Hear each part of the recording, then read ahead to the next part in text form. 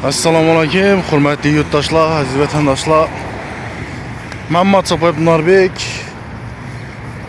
YouTube'da, ijtimoiy tarmoqlarda bloggerchilik etib yurgan edim.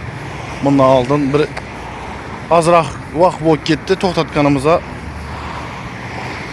Endi xudo xolasa yana boshlaymiz. Nasib etsa bu yaqinda yangiliklar, shunday muammolarni ko'rsatib boshla davom etamiz yana. Yine hozir ham Shavot tumani bu Shavotni bo'yina keldik, stansiya tarafi. Nalogni yanlari. Mana shu yerda o'zgarishlar bo'lib turgan ekan. Shuni xudo xolasa videosini kiritib bir chiroyli etib ko'rsatish niyatimiz bor. Shu Rossiyada yurgan yurtdoshlarimiz uchun.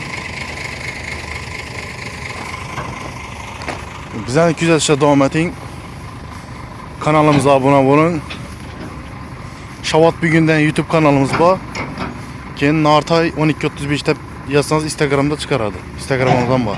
Instagramdan post qo'yib boramiz, yangiliklarni ko'rsatib boramiz, muammolarni, kamchiliklarni aytib boramiz. Shularni ko'rishga davom etinglar. Esa videomuzni boshladik.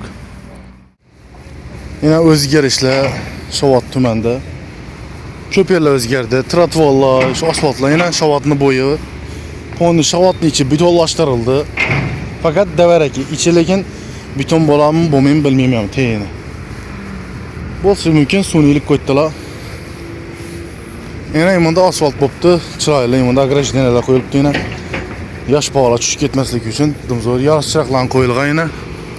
Ko'rsatib o'tamiz. Hamma yerga qo'yilibdi. Ana agrajdenalar kuzatib o'tdilar.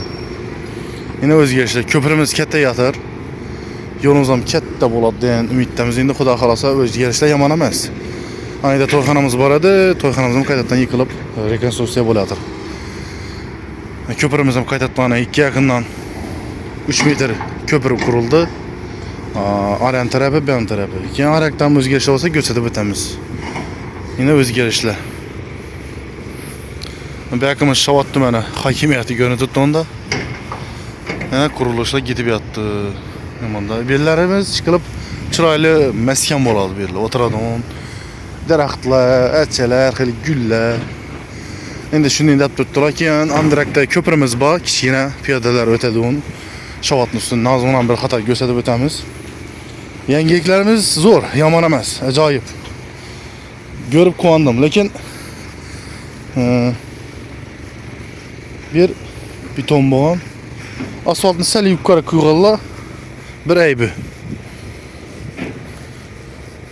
Asfaltni sal yuqori qo'yilgan bir aybi shu. Ikki yoq cheti bak bordor, bu yoqqa beton ekan. Bu yerga mustahkam etib bonkayka bilan tortilgan ekan. Mana yaqinda bo'lgan shular sular yotdi yine. Endi bu yerda mashina yursa kerak, menimcha mashina yursa kerak, shu yerdan tushib keladi ekan. Ana shu çakmallar durgan yerden tushib kelib, mana girik kelinadi ekanda, bunda yuradi ekan. Mashina yursa kerak menimcha, yana bilmadim. Mushk balkim odam ham yurar. Lekin shu yerlarda bir rejlar bo'ladi. Bu yerda daraxtlar chopilmagan bu yerda edi.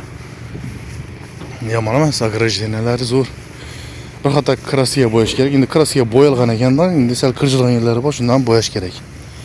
Bari bo'yaladi. Bunun üstüne endi gumbazli narsalar qo'yiladi. Mana qalinmasa kerak. İçi sudan dolup, kardan dolup, zeng çapıp, çürüp kıladı.